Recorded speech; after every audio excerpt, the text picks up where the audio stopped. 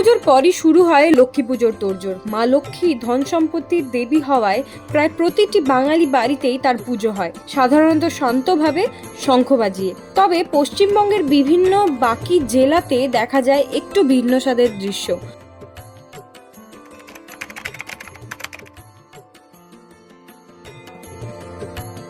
আমাদের আদি বাড়ি পশ্চিম মেদিনীপুরের নতুক গ্রামে। সেখানে ধুমধাম করে দুর্গাপুজো না হলেও লক্ষ্মী পুজো পালন করা হয় বিশাল আকারে।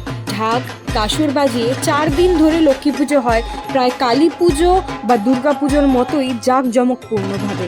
আমাদের বাড়ির এই পুজো ঠাকুরদার সময় থেকে চলে আসছে।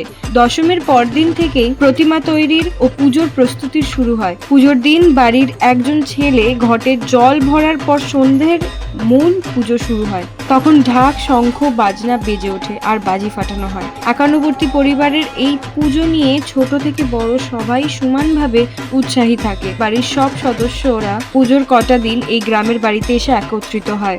বিসর্জনের দিন বাড়ির সবচেয়ে বয়োজ্যেষ্ঠ মহিলাকে দিয়ে মায়ের বরণ শুরু হয়। তারপর সবাই একে একে বরণ করে। মায়ের বিসর্জন কনকাঞ্জলির নিয়ম অনুযায়ী সম্পন্ন হয়।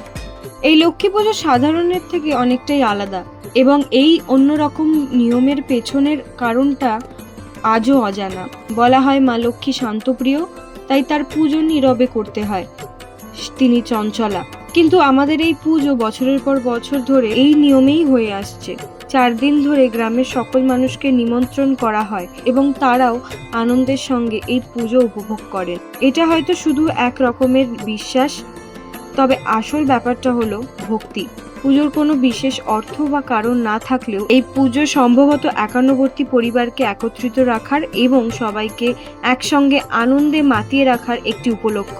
পরিবারের সব সদস্য নিজেদের ব্যস্ত জীবন থেকে সময় বের করে পুজোর কটা দিন একসঙ্গে কাটাতে এখানে আসেন। হয়তো একেই বলে নারীর টান, মাটির টান।